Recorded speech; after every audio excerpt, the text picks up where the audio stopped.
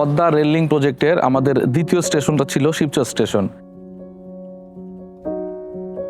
এই স্টেশনের কাজটা আমরা শুরু করি 2021 সালের ডিসেম্বরে।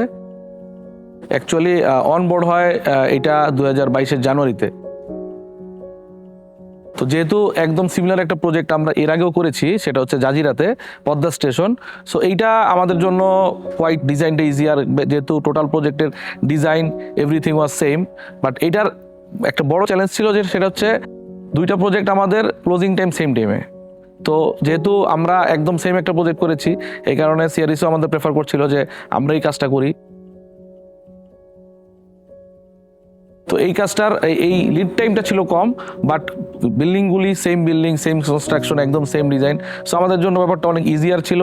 এবং এখানে এই জন্য আমাদের কোয়ালিটি, কিউসি, কাজের লিড টাইম, সময়, এক্সিকিউশন সবগুলি কম্পারেটিভলি অনেকটা ইজি এবং সহজ ছিল।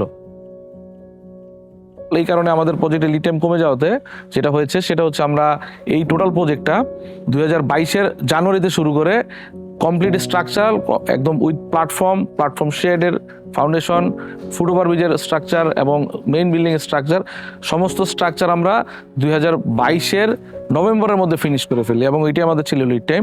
এবং টোটাল প্রজেক্টটা আমরা মার্চের মধ্যে ফুললি ফিনিশিং সহ হ্যান্ড ওভার দিয়ে দিতে পারি।